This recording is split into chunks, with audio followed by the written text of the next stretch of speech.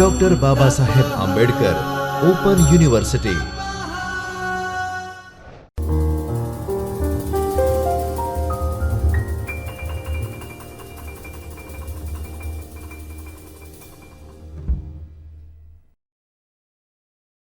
નમસ્કાર વિદ્યાર્થી મિત્રો.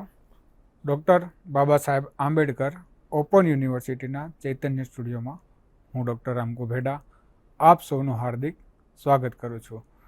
આજે મિત્રો આપણે social science and understanding India પેપરની વાત કરીશું, જેમાં આપણે unit number 1 developing a social science for a journalist વિષય ઉપર વાત કરીશું. તો તેમાં સૌથી પહેલાં આપણે જોઈએ તો 20મી સદીના ઉત્તરાર્ધમાં આપણે જાગૃત થઈને માનવ સમાજના ઐતિહાસિક પરિવર્તનોનો અભ્યાસ શરૂ કર્યો હતો. આ પરિવર્તનો હજારો વર્ષ પહેલાંના છે. આપણે મિત્રો જાણીએ છીએ કે માનવ સમાજની ઉત્પત્તિ ડાર્વિનના સિદ્ધાંત પ્રમાણે વાનરમાંથી થઈ હતી. ત્યારથી લઈને આજ સુધી આપણે અનેક પ્રકારના પરિવર્તનોના સાક્ષી બન્યા છીએ. તે ઉપરાંત માણસને સામાજિક બનવામાં ઘણા બધા પરિવર્તનોનો સામનો કરવો પડતો હોય છે. દરેક પરિસ્થિતિમાં માણસનું અલગ અલગ તબક્કે સામાજિકકરણ થતું હોય છે અને સામાજિકકરણની પ્રક્રિયા એ સમાજમાં અસ્તિત્વમાં આવતી હોય છે. તેથી દરેક પરિવર્તનની અસર માણસના સામાજિકકરણની પ્રક્રિયા ઉપર પડતી હોય છે. પૃથ્વી પર માનવ વસવાટ કર્યા પછી પ્રથમ વખત 2 સામાજિક સંબંધોના વ્યાપક નેટવર્કનું વર્ણન કરવું શક્ય છે, જેમાં તમામ માનવોનો સમાવેશ થાય છે. તો પૃથ્વી પરના માણસે જ્યારથી વસવાટ શરૂ કર્યો છે તો તેના સામાજિક નેટવર્કનું, એટલે કે માણસ અન્ય પ્રાણીઓ કરતાં કઈ રીતે અલગ પડે છે અને તેને સમાજ સાથેના સંબંધો અને વ્યવહાર કેવો છે તે અંગેની વાત આપણે કરીશું. આપણી પાસે માત્ર વૈશ્વિક સમાજના કેટલાક જોડાણો ઉપલબ્ધ નથી જે સદીઓથી વિકસિત થઈ રહ્યા છે, પરંતુ વૈશ્વિક સમાજની સ્પષ્ટ રૂપરેખા છે. હવે દાખલા તરીકે કે વૈશ્વિક સમાજના જોડાણો એટલે શું? તો વૈશ્વિક સમાજને એક દેશના સમાજને બીજા દેશના સમાજ સાથે કઈ રીતે જોડાયેલા છે અથવા કઈ કઈ તેમાં ભિન્નતાઓ છે તેની ચોક્કસ માહિતી આપણા સમક્ષ નથી. પણ હા, સમાજની રૂપરેખાઓ આપણી સમક્ષ સ્પષ્ટ છે. દરેક સમાજની અલગ અલગ રૂપરેખાઓ છે. તેમના અલગ અલગ પહેરવેશ છે, રીત રિવાજ છે, ખાનપાન છે, ધાર્મિક અનુશાસનના નિયમો છે, રાજકીય અનુશાસનના નિયમો છે, વગેરે વગેરે. તો તેની સ્પષ્ટતાઓ થયેલી છે અને તેમની ચોક્કસ રેખાઓ આંકવામાં આવી છે. આપણી પાસે વૈશ્વિક આર્થિક વ્યવસ્થા છે, જેમાં ઉત્પાદન અને બજારો વિશ્વવ્યાપી ધોરણે સંકલિત છે. હવે દાખલા તરીકે આપણે જોઈએ તો વિશ્વના સમાજો આર્થિક પાસાઓથી પણ જોડાયેલા છે, જેમાં ખાસ કરીને બજારો સામાજિકકરણની પ્રક્રિયાને અથવા સામાજિક વ્યવસ્થાને કઈ રીતે અસર કરે છે. તો દરેક દેશમાં ઉત્પાદન અને બજારો વિશ્વવ્યાપી ધોરણે એકબીજા સાથે સંકળાયેલા છે. એક દેશ જે વસ્તુનું ઉત્પાદન કરે છે તે બીજા દેશને નિકાસ કરે છે અને જે વસ્તુની તેમને ત્યાં અછત હોય છે તેમને તે આયાત કરે છે. આ રીતે બંને સમાજો અથવા વિશ્વના બંને રાષ્ટ્રો એકબીજા સાથે જોડાતા હોય છે અને એકબીજા સાથે સંકલિત રહેતા હોય છે. વૈશ્વિક સંસ્કૃતિના ઘટકો અને સંચારના વિશ્વવ્યાપી નેટવર્ક વૈશ્વિક સ્તરે ગતિશીલ રાજકીય વિચારો અને સંકલિત રાજકીય કાર્યવાહીની શક્યતામાં વધારો કરે છે. હવે આપણે જોઈએ તો આપણા મીડિયાના આવિષ્કાર પછી સાંસ્કૃતિક સંક્રમણની જે પ્રક્રિયાઓ છે તેમાં ખૂબ જ વધારો થયેલો જોવા મળે છે. તો સાંસ્કૃતિક સંક્રમણ એટલે શું? દાખલા તરીકે આપણો જે મૂળ પહેરવેશ હતો તે ધોતી, કુર્તો, સાડી વગેરે વગેરે હતું. આપણા ભારતના અલગ અલગ રાજ્યો પ્રમાણે અલગ અલગ પહેરવેશ હતો. પણ આજે આપણે જોઈએ છીએ આપણા દેશમાં તો એક પહેરવેશ ક્યાંક ને ક્યાંક કોમન હોય તેવું આપણને જણાય છે, જેમાં ખાસ કરીને પેન્ટ શર્ટનો સમાવેશ કરી શકાય. તો આ પેન્ટ શર્ટ છે આ મૂળ આપણી સંસ્કૃતિમાં વિકસિત થયેલા નથી, તે પાશ્ચાત્ય સંસ્કૃતિમાંથી વિકસિત થઈને આપણે અનુકરણ દ્વારા પહેરીએ છીએ. તો આ અનુકરણ આપણે ક્યાંથી શીખ્યા? તો તેનો જવાબ છે કે આપણે મીડિયા દ્વારા આ બધું જોયું અને તેમને ધીરે ધીરે અપનાવતા ગયા અને તે આપણા સામાન્ય સામાજિક જીવનશૈલીમાં સમાવેશ તેમનો થતો ગયો. એટલે કે રાજકીય કાર્યવાહી અને બીજું કે રાજકીય કાર્યવાહી એટલે શું? દાખલા તરીકે જે તે દેશમાં અલગ અલગ પ્રકારની શાસન પ્રણાલીઓ અસ્તિત્વ ધરાવે છે. આપણે ત્યાં આઝાદી પહેલાં રાજાશાહી અસ્તિત્વમાં ધરાવતી હતી. ત્યારબાદ આપણા દેશમાં અંગ્રેજોનું આગમન થયું અને તેમણે 200 વર્ષ શાસન કર્યું. ત્યારબાદ આપણો દેશ આઝાદ થયો અને આપણા દેશે સંસદીય પ્રકારની લોકશાહી પ્રણાલીને સ્વીકારી. તો આ જે રાજકીય કાર્યવાહી છે તે વૈશ્વિક સ્તરે ગતિશીલ હોય છે, જેમાં સતત પરિવર્તનો થતા રહેતા હોય છે. આપણે હવે સંસદીય લોકશાહી છે તો આપણે જોઈએ છે તો આપણી સંસદમાં, બંધારણમાં કે આપણા કોન્સ્ટિટ્યુશનમાં ઘણા બધા પ્રકારના સંશોધનો થતા હોય છે અને કાનૂનમાં પરિવર્તનો કરવામાં આવતા હોય છે. આ કાનૂન દ્વારા આપણે ગતિશીલ અને પરિવર્તનશીલ કાર્યવાહીમાં વધારો કરી શકીએ છીએ.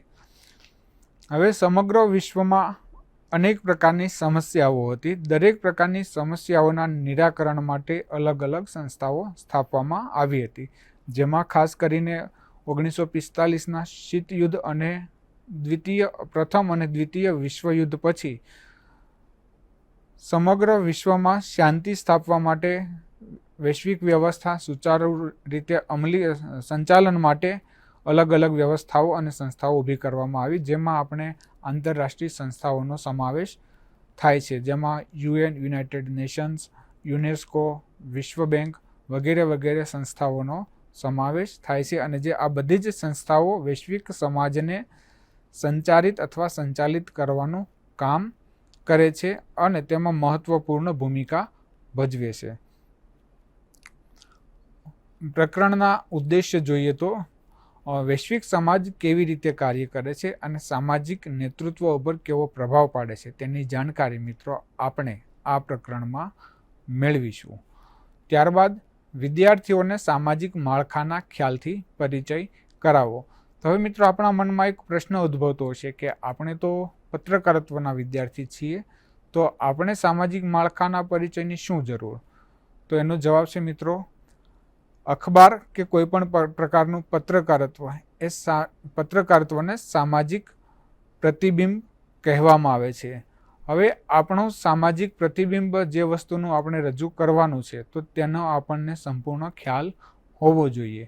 હવે આપણા પત્રકારત્વમાં મોટાભાગની જે કોઈ ઘટનાઓ કે પ્રસંગોનું રિપોર્ટિંગ કે અહેવાલો પ્રકાશિત થાય છે, તે તમામ પ્રકારના રિપોર્ટો કે અહેવાલો કે સંવાદો ક્યાં ઘટે છે?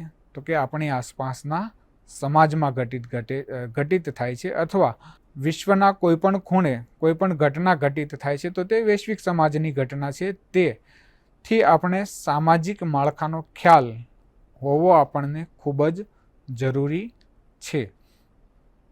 ત્યારબાદ વર્ગ અને જાતિનો મૂળભૂત પરિચય મેળવવો. હવે વર્ગ અને જાતિઓના પરિચયની આપણે શું જરૂર પડે? તો મિત્રો આપણે જાણીએ છીએ કે અત્યારે લોકસભાનું ઇલેક્શન ચાલી રહ્યું છે, તો આપણા દેશમાં જાતિવાદની અસર રાજકારણ ઉપર એટલી બધી છે કે દરેક વસ્તુમાં કોઈ પણ રાજકીય પાર્ટી કોઈ પણ પક્ષના ઉમેદવારને કોઈ પણ સીટ ઉપર પસંદગી કરતા પહેલાં તેમની જાતિ અને વર્ગ ચોક્કસ ધ્યાનમાં રાખતા હોય છે. તેની પાછળ ઘણા બધા કારણો છે. દરેક પ્રકારના અલગ અલગ જાતિ સમીકરણો હોય છે, સોશિયલ એન્જિનિયરિંગ હોય છે દરેક રાજકીય પક્ષોની, જે તેમને જીત અપાવી શકે અથવા વધુમાં વધુ મત અપાવી શકે. તો તે શા માટે જાતિ અને વર્ગ મહત્વપૂર્ણ છે? તો આ દરેક પ્રકારનું રિપોર્ટિંગ કરતી વખતે અથવા અહેવાલ લેખન કરતી વખતે આપણને આપણા દેશની જાતિઓ અને વર્ગોનો પરિચય હોવો ખૂબ જ જરૂરી છે. સામાજિક માળખાને લગતી સમસ્યાઓની જાણકારી મેળવવી. હવે આપણો સમાજ જે અસ્તિત્વ ધરાવે છે તે સમાજમાં અનેક પ્રકારની સમસ્યાઓ પણ છે અને અનેક પ્રકારની ખૂબીઓ પણ છે. તો આપણા સામાજિક માળખાની સમસ્યાઓ કઈ છે અને તેના ઉપર આપણે કેવી રીતે કામ કરી શકીએ તેમની જાણકારી પણ આપણને પત્રકારત્વના વિદ્યાર્થી તરીકે હોવી જોઈએ. પહેલો ટોપિક છે આપણે સમકાલીન વૈશ્વિક સમાજ શું છે? તો આપણે જોઈએ મિત્રો, આજે વૈશ્વિક સમાજમાં કઈ બાબતોનો સમાવેશ થાય છે. આજે આપણે જોઈએ તો વૈશ્વિક સમાજ એ એક બૃહદ સંરચના છે અને જટિલ સંરચના છે, કારણ કે વૈશ્વિક સમાજમાં અનેક જાતિઓ, અનેક વર્ગના, અનેક ધર્મના, અનેક રાજકીય વિચારધારા સાથે સંકળાયેલા લોકો રહે છે, જેના દરેકના ખાન પાન, રીત રિવાજ, પહેરવેશ બધું જ અલગ અલગ છે, છતાંય તેમાં કંઈક ને કંઈક સામાન્ય છે જે બધા વચ્ચે, જે બધાને એક સાથે એક સૂત્રતામાં જોડી શકે છે. વૈશ્વિક સમાજનો ઉદ્ભવ ઘણા બધા વિરોધાભાસથી ઘેરાયેલો છે. ઘણી બધી વૈશ્વિક કટોકટીના વિકાસ દ્વારા આપણે વૈશ્વિક સમાજને ઓળખી શકીએ છીએ. તો હવે આમાં કટોકટી દ્વારા વિકાસ કઈ રીતે થાય છે? દાખલા તરીકે કોઈ દેશમાં દુષ્કાળ આવે છે તો તેને આપણે પર્યાવરણીય કટોકટી કહીશું. તો દુષ્કાળના લીધે ઘણા બધા લોકોનું સ્થાનાંતરણ કરવું પડતું હોય છે, અને જે લોકો સ્થાનાંતરણ કરે છે તે લોકો ઘણીવાર સામાજિક અને આર્થિક રીતે આગળ પણ વધી શકે છે અને તેમનું શોષણ પણ થઈ શકે છે. તો તેના ઘણા બધા પાસાઓથી અભ્યાસ કરવામાં આવતો હોય છે અને તે લોકોને આગળ વધવા માટે પ્રેરિત કરે છે અને તેમની ઓળખ બનાવે છે, જે વૈશ્વિક સમાજને અસ્તિત્વમાં લાવવામાં મદદ પણ કરી શકે છે. આવી કટોકટી સામાજિક સંબંધોના દરેક સ્તરે અનુભવાય છે, જેમ કે સામાજિક આર્થિક કટોકટી. હવે સામાજિક આર્થિક કટોકટીની આપણે વાત કરીએ તો મૂડીવાદી અર્થતંત્રના ચક્રીય કટોકટીના પુનઃ ઉદ્ભવમાં જે મંદી પેદા થાય છે, જે હવે વિશ્વના દરેક ખૂણામાં વધુને વધુ અનુભવાય છે.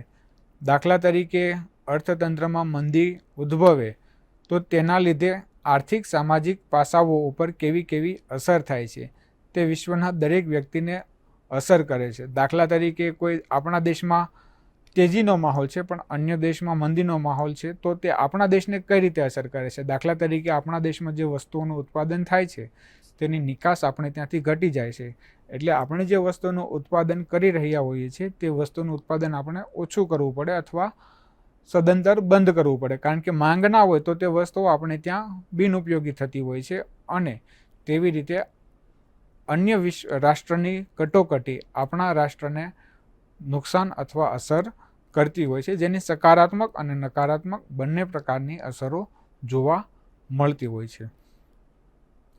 આવી કટોકટી પર્યાવરણીય પણ હોઈ શકે છે, જેમ કે ખરાબ આબોહવાની અસરોથી વૈશ્વિક ઉદ્યોગોના ઉત્પાદનમાં અસર થાય છે, જે સર્વત્ર અનુભવાય છે.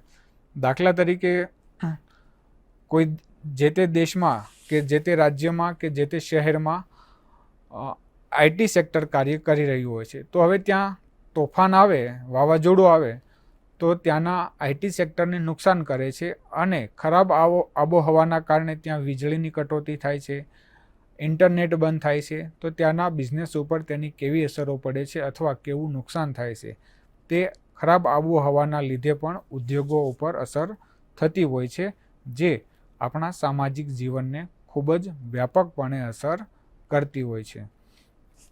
હવે બીજી અસર આપણે જોઈએ તો બીજી વાત કરીએ તો કુદરતી આબોહવાની, કે અલ નીનો અસર વરસાદને અસર કરે છે અને વરસાદના પ્રમાણમાં વધારો કે ઘટાડો સામાજિક જીવન ઉપર પ્રભાવ પાડે છે. આપણે મિત્રો જાણીએ છીએ કે આપણો દેશ ભારત એક કૃષિ પ્રધાન દેશ છે, તો આપણા દેશમાં વરસાદનું પ્રમાણ એ આપણા દેશના ખેડૂતોના જીવનને, તેના સામાજિક જીવનને, આર્થિક જીવનને કેવી અસર કરે છે તેનાથી આપણે સૌ સારી રીતે વાકેફ છીએ. આ તમામ પ્રકારની કટોકટી રાજ્ય વ્યવસ્થાને પણ પ્રભાવિત કરે છે. દાખલા તરીકે આપણે ત્યાં દુષ્કાળ થાય છે, દુષ્કાળ પડે છે, તો રાજ્ય સરકારને આર્થિક બોજો વધી જતો હોય છે, કારણ કે ખેડૂતોને સહાય કરવી પડે છે, લોકોને ખાવા માટે અન્નની વ્યવસ્થા કરવી પડે છે, તેમજ જીવન જરૂરિયાત ખાદ્ય પદાર્થોની વ્યવસ્થા પણ કરવી પડતી હોય છે. તેવી જ રીતે અતિવૃષ્ટિ થાય છે તો લોકોને બચાવ કામગીરી માટે સંસાધનોની જરૂર પડતી હોય છે, લોકોના જાનમાલની હાનિ ના થાય તેના માટે રાજ્ય સરકારે અલગથી પ્રયાસો કરવા પડતા હોય છે. તેથી તે રાજ્ય વ્યવસ્થાને ક્યાંક ને ક્યાંક પ્રભાવિત કરતી હોય છે, જેની સમજ આપણને હોવી જોઈએ. રાજ્ય માળખાની અસ્થિરતામાં આંતરરાજ્ય સંબંધોની અનોખી અશાંતિ પ્રગટ થાય છે, જે નાગરિક તેમજ આંતરરાજ્ય સ્તરે યુદ્ધના નવા સ્વરૂપો તરફ દોરી જાય છે. હવે આપણે મિત્રો વાત કરીએ તો આમાં આંતરરાજ્ય એટલે કે બે રાજ્યો કે બે દેશ વચ્ચે આવી કટોકટીઓ અશાંતિઓ પ્રગટ કરતી હોય છે, જે યુદ્ધના સ્વરૂપો તરફ પણ દોરી જતી હોય છે અને જેના આપણે અનેક ઉદાહરણો અખબારોમાં કે ટેલિવિઝન ઉપર જોઈ શકીએ છીએ. વૈશ્વિક કટોકટી માત્ર તેના વ્યાપક હોવાને કારણે મહત્વની નથી, પણ તે મનુષ્યો માટે હાનિકારક અસરો ઊભી કરે છે, જેવી કે ગરીબી, બેરોજગારી, પ્રદૂષણ, દુષ્કાળ, નરસંહાર વગેરે.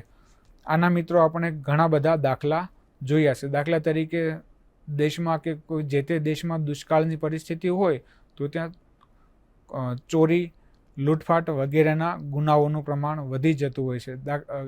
ગરીબીનું પ્રમાણ વધતું હોય છે, લોકો બેરોજગાર થાય છે, પ્રદૂષણ થાય છે અને નરસંહાર પણ થતા આપણે જોયા છે. અને આવા અનેક દાખલાઓ આપણે ન્યૂઝપેપરમાં રોજબરોજના જીવનમાં વાંચતા હોઈએ છીએ કે આપણને ક્યાંક ને ક્યાંકથી સાંભળવા મળતા હોય છે.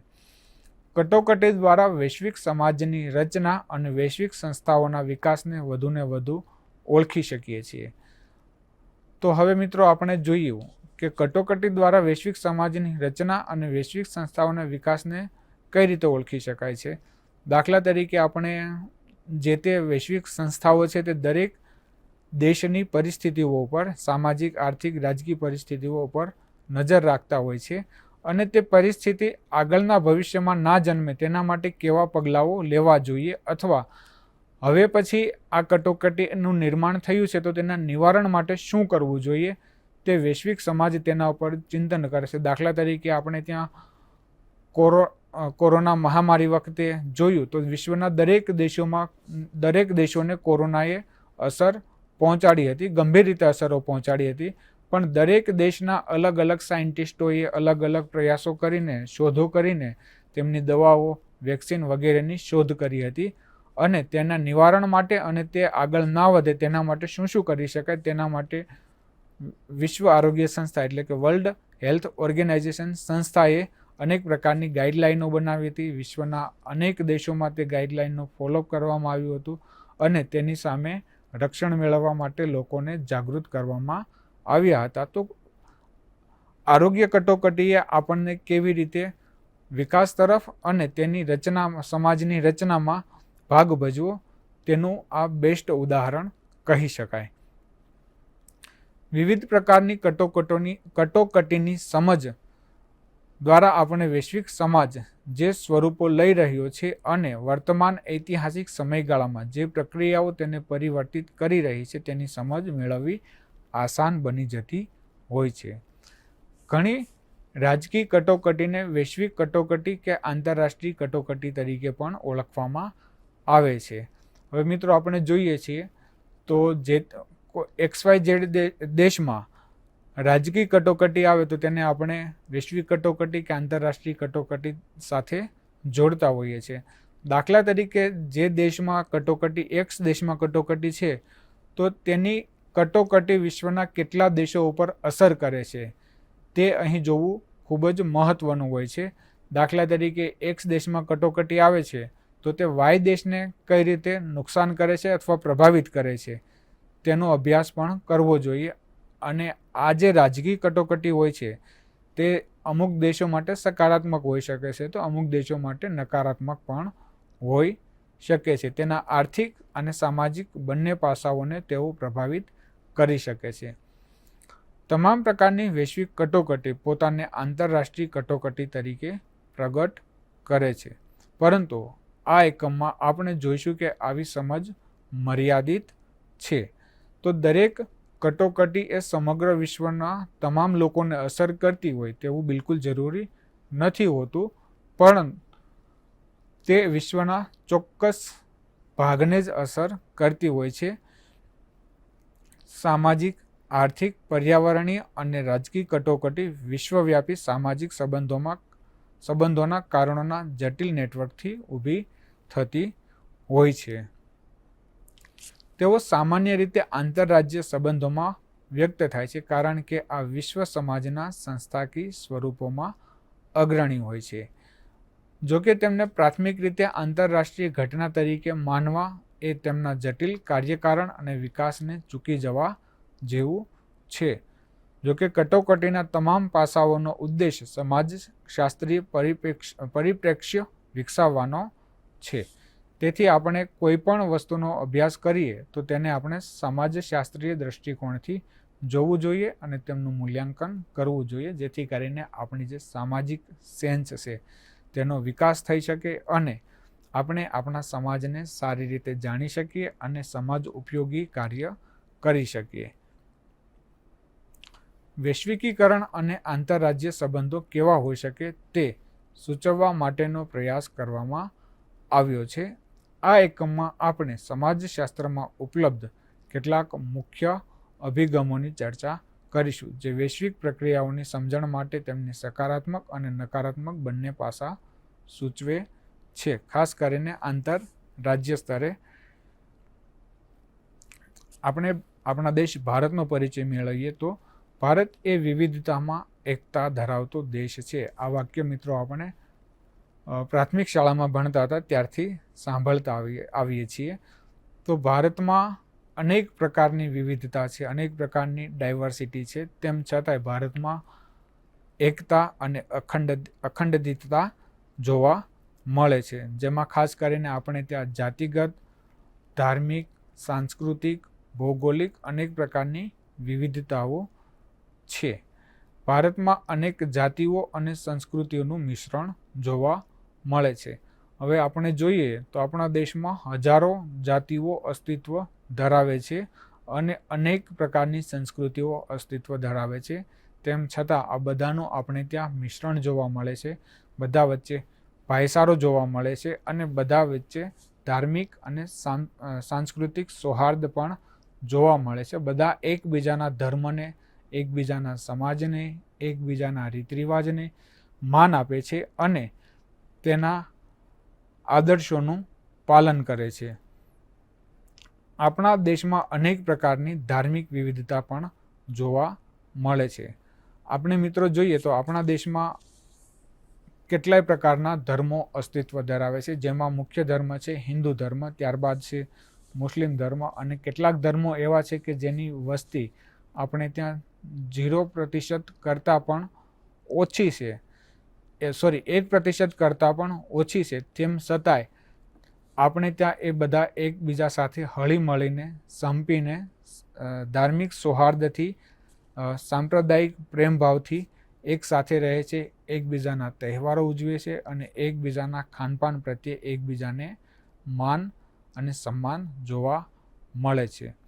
ભારતના ભૌગોલિક માળખામાં પણ અનેક પ્રકારની વિશેષતાઓ જોવા મળે છે, જેમાં ખાસ કરીને આપણા દેશમાં ઉત્તરે હિમાલય, દક્ષિણ, પૂર્વ અને પશ્ચિમમાં મહાસાગર, હિન્દ મહાસાગર, અરબી મહાસાગર અને બંગાળની ખાડી, માળવાનો ઉચ્ચ પ્રદેશ, મેદાની પ્રદેશ, નદીઓ, ખીણ વગેરે પ્રકારના ભૌગોલિક માળખું પણ આપણે ત્યાં જોવા મળી રહ્યું છે. અને આ બધાની અલગ અલગ વિશેષતાઓ છે અને આ બધી જ ભૌગોલિક વિશેષતાઓ પણ માણસના સામાજિક સાંસ્કૃતિક જીવન ઉપર પ્રભાવ ઉત્પન્ન કરતી હોય છે. ભારતીય સમાજ અને સામાજિક પ્રણાલીઓ. સામાજિક અસમાનતા સમગ્ર વિશ્વમાં અસ્તિત્વ ધરાવે છે. તો હવે આ સામાજિક અસમાનતા એટલે શું એ આપણે જોવું જોઈએ.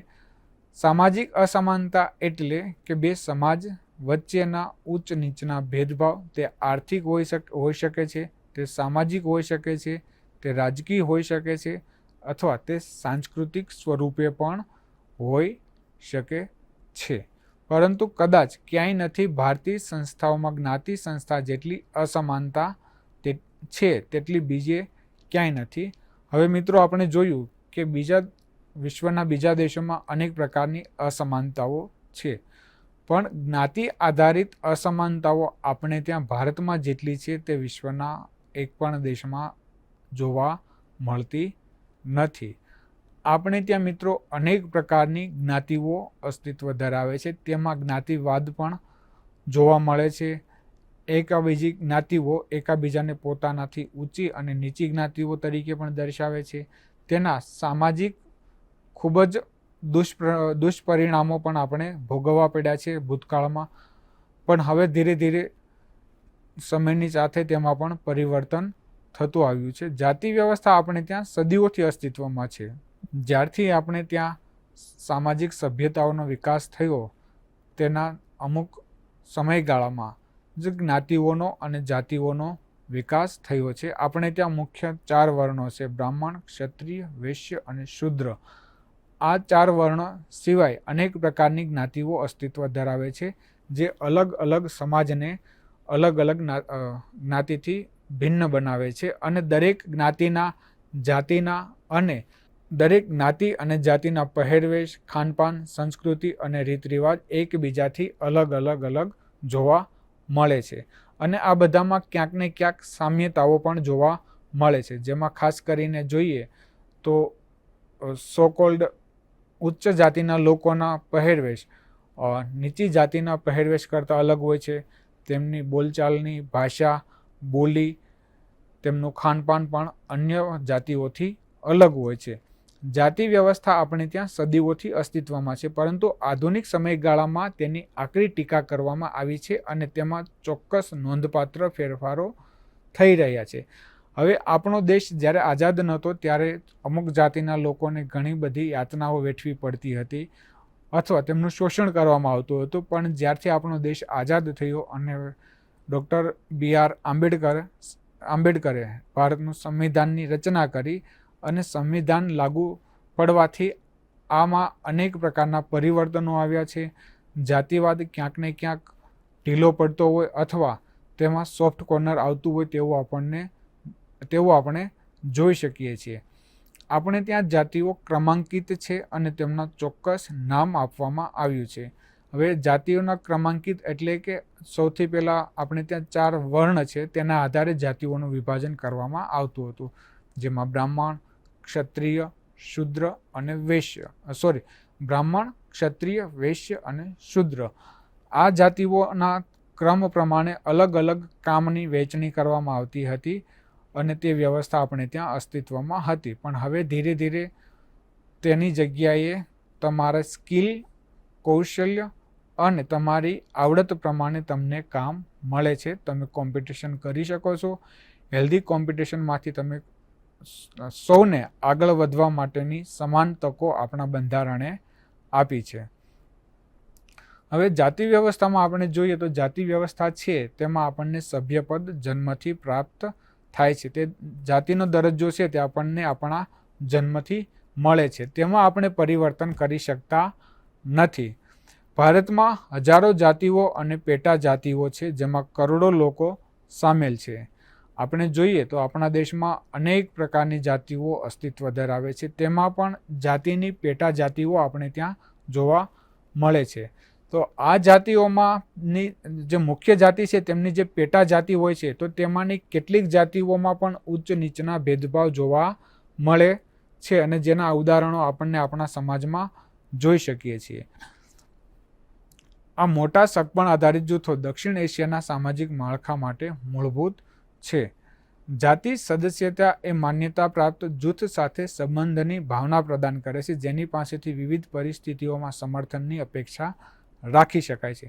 આપણે ત્યાં જોઈએ તો મિત્રો લગ્ન વ્યવસ્થા છે એ મોટા ભાગે જાતિગત વ્યવસ્થા છે. તો તેમાં દરેક વ્યક્તિના જન્મ જે જાતિમાં થાય છે તે જાતિમાં સ્ત્રી પુરુષની પસંદગી કરવાની હોય છે. તે જાતિના જ સ્ત્રી પુરુષ સાથે લગ્નની મંજૂરી આપણને આપણો સમાજ આપે છે. આપણા દેશમાં બંધારણમાં આપવામાં આવેલા હક પ્રમાણે આપણે આંતરજાતીય લગ્નો પણ હવે કરી શકીએ છીએ, જેમાં કોઈ પણ પ્રકારની જાતિ વ્યવસ્થા મહત્વ નથી રાખતી. આપણે કોઈ પણ જાતિની સ્ત્રી અથવા પુરુષ સાથે લગ્ન કરવા માટે સ્વતંત્ર છીએ. આપણે તેમની પસંદગી કરી શકીએ છીએ.